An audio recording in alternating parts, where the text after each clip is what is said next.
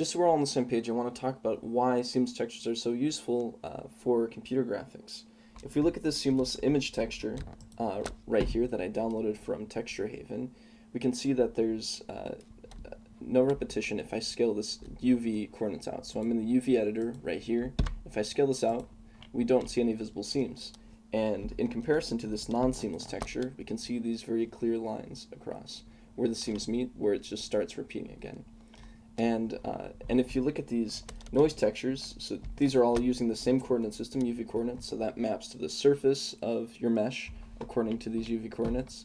If I look at this, we don't see any repetition like we do with the seam texture, but that's actually misguiding because this is randomly generated and goes beyond this original bound of the coordinates. It expands out to these areas and just keeps generating original stuff, non-repeating stuff.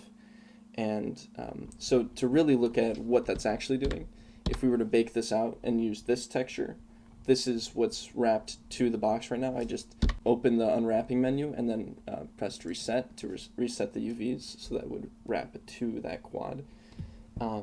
So if we copy this, so in object mode, X2, and then select these two, Shift D, Y2, and we can see that there's a seam here, and if we look at this again, this is the same impression, just copying it so that we have a consistent result with these procedural textures, because this is how it would look if we bake these out. The thing is, I made seamless versions of these textures. If we see this, there's nothing in between that's getting in the way of that. And if we look at this Voronoi texture as well, there's a few issues here, but this is actually very useful, and I'm going to show you right here that if we combine completely seamless textures, then our final result will also be seamless. So with this texture, let's just try to create more of a tiling effect. So we can do that with this Voronoi texture right here. If I use the subtract node, and we're going to use the UV coordinates, and if we subtract this position vector right here, we'll get some tiling in this seamless texture that is seamless from this one to this one. And we're still getting these sharp lines here, but we can actually use this noise texture and apply it to this Voronoi texture to sort of smooth that out more and hide these sharp lines as well. And this is still seamless, so we're just combining these seamless textures. So I'm going to change this to linear light. Everything above 0.5 will shift up, and everything below 0.5 will shift down. This will shift it all the way up. This will go down in position, because we're adjusting this vector coordinate. If I plug in this noise texture right here, we can actually kind of blur it because there's sort of a randomness to how that's affected. And this is pretty extreme. I think I'll turn this down quite a bit. So we're getting this average shape right here, and that's just because this noise kind of adds like a wobbliness to it, and we can actually increase this detail. Combining with the roughness, we'll blur that out, and you'll actually get more of a result if you use cycles in this case.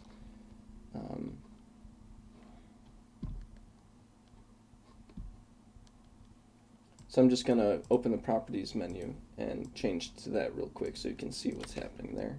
We can increase the linear light to increase that blur radius. If we look at this, we get a completely seamless texture that we can repeat, and it remains seamless because we're only using these seamless textures. And so when we use these procedural textures, they can kind of break that.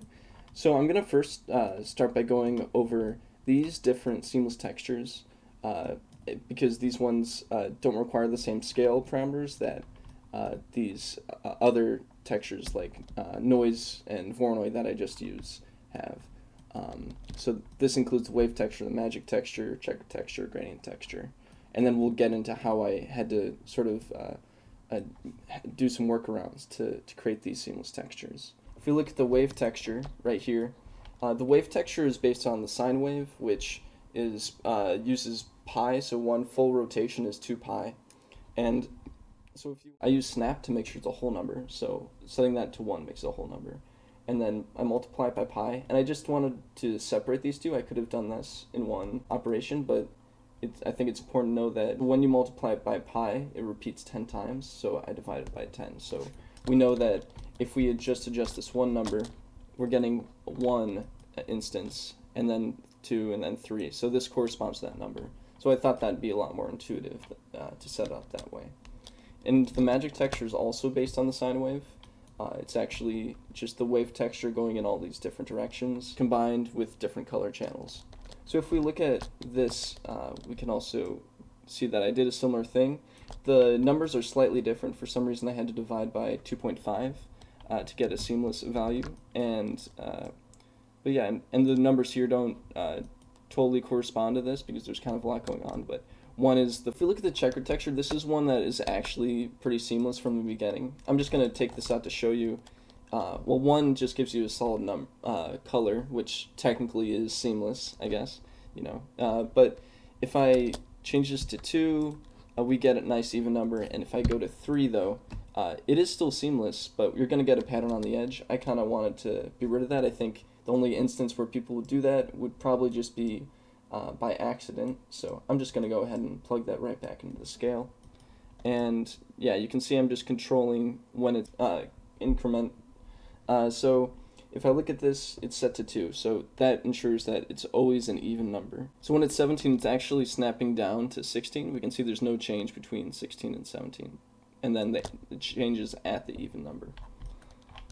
And if we look at this gradient texture, this really depends on the case, and it's kind of an issue with the definition of a gradient texture, because if this started here and then was blended, it would change what the gradient's doing. So right here, I mean, we could put in an add and subtract by 0.5, and then put an absolute. But then we have a reflection, which is a very noticeable seam when you get repetition. Each of these nodes require more modifications beyond just adjusting the scale so that it's seamless. Of these textures, the noise texture and the Musgrave texture have the simplest solution. Rather than dive into this pre-made node and potentially overwhelming some of the viewers with the detail, I'm going to start step by step with how I make this noise texture. Over here, just so you can see. So I have a noise texture, and I have my texture coordinates, and we're going to be using UV, so plug it in right here. And if I copy this over, we have just a copy of this noise texture. Let's try, in this case, using the color output right here. If I use the mix node, we're still going to get a seam here, and that's because we want there to be less of a blend as it goes across. So to do that, I just use a separate XYZ node, and I'm using the X gradient from the UV. So just to sample what this looks like, this X output starts at 0 here and then goes to 1 here. And that controls the factor in the mix right here. Yeah. And we're still getting a seam because this noise texture has to be different from this one, and it has to be different from exactly the position of this different blending. So if I shift this down by -1, that seam is gone, and there's no sign of a seam at all. Which, yeah, it's a really cool trick for doing that. And what we essentially do to create the other part is we just copy this. This is one blend. Control-Shift-D, so this is all still connected. And we can, so we have this, but we want to make a version of this now that it's shifted on the y-axis. So I'm going to add another add node, so this shifts the position. That's what adding does. And if I do -1, and then just do this very similar thing. So we could use the original y-coordinates in this case, and put these results right here, and hopefully we'll get the right results. I might be turned around these and have to flip those, but yeah, I did it right. Great, good for me. And yeah, we could turn on wireframe so we can see like where those seams are. But yeah, we're not getting any visible seams with that, which is really awesome. And the only thing I did with these group nodes that is any different is I did it for each of the values. For this, I created the color value, and then I just, for the black and white value that you have on the original noise texture in the factor output, I just used the X value, so the red value. And yeah, and it's just the same as the noise texture actually works, where the fact right here is actually just the red channel of the color output on the noise. So yeah, and if I do the same with the Musgrave texture, it's a miracle. It works the same way, and at all these scales, and you can see when I scale it sort of like the noise texture shifting outwards, but the final result is seamless, which is really, wow. And yeah, with Voronoi texture, as you can see here, this isn't a perfect solution, but there are key things that are really useful for this. And we showed that in the beginning of this tutorial. There's no issue with the cell or the vector color. We're getting these sharper patterns right here, and that'll be just something that is going to happen because these shapes are random. And you'll understand why that is if we look at how I put this together. So the really awesome and useful thing about Voronoi textures is, I think it's a perfect model for a lot of textures that are cellular. If we look at this brick texture, having the random color and the vector is like really helpful for creating a lot of variation just from, if you had those three textures of random color, height, and the position, you could get any texture effect on this. And it's the same with the Voronoi. It's of course helpful having it stay procedural so we can adjust these values while we're working on other stuff. So like with this, you could adjust the scale, say. But with this Voronoi texture, we look into why it's put together this way.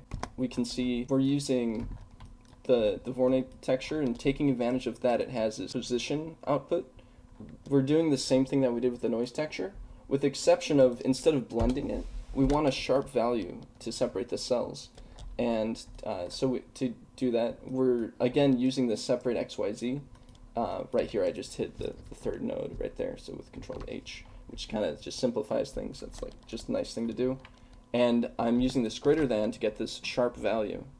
And I just do that for each of these parts. So this is like 1 unit right here.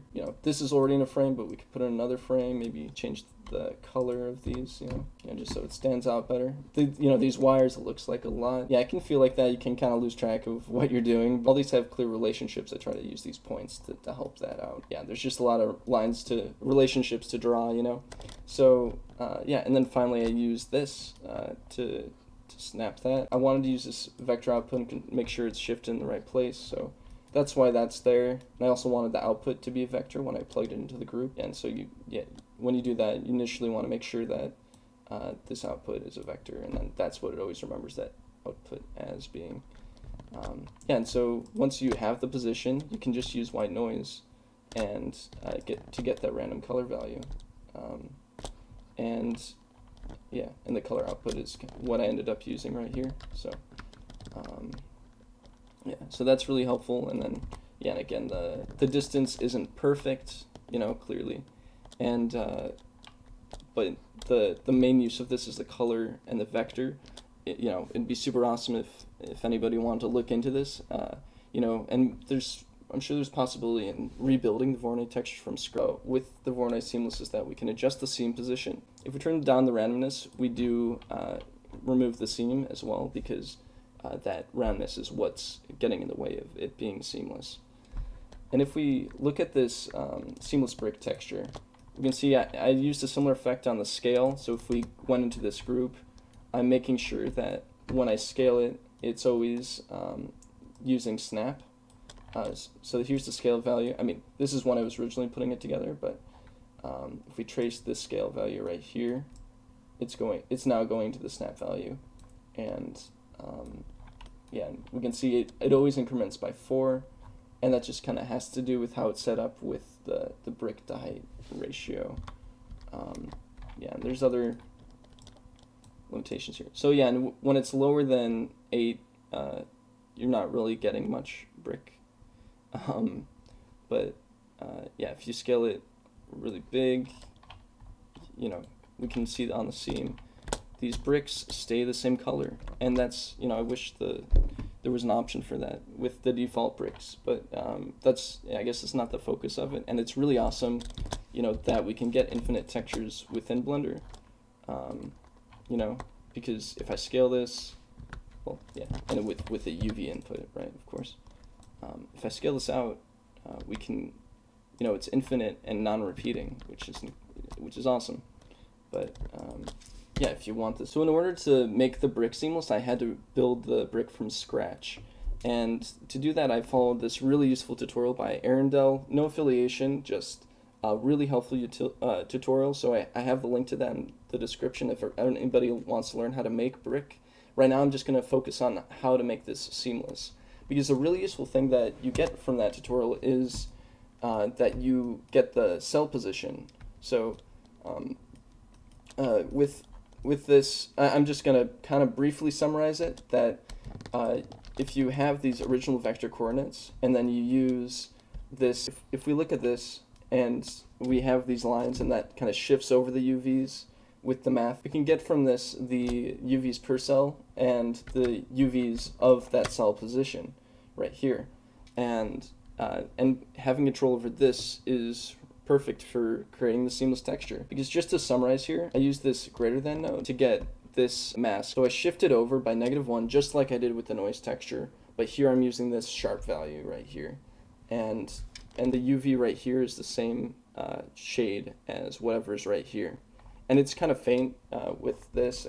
I kind of did some adjustments to make it a little bit clearer. When I use this white noise texture, so that's totally random. I didn't talk about that previously because it's absolutely random. Whether it's seamless or not isn't really relevant because it's just so random. So you just use the position and then plug the white noise into that, and so you get those random values. That's everything about how to make these textures. I urge you guys to try putting together some of these textures just to learn how they're made. And you can actually download all of these on my gumroad so that you don't have to think about all the math stuff if you don't want to, and just use them as an artist, just how you want. You can pay what you want or can, just based on your circumstance and what you thought you got from this. So go ahead, and you can check in the description some of the videos I've linked down there on some things that I think kind of stand out or kind of useful. I did one tutorial video way back on proper hair shading, and I show how to get a normal map out of your hair shader correctly. And also I streamed during November, so there's a link to the playlist down there for that, where I just tried to make a bunch of different things based on the daily prompt. Usually pretty challenging, and I just try to keep it under 2 hours, somewhere as low as half an hour, but you might find some of those entertaining. Thanks for watching, and have a great day. Take care.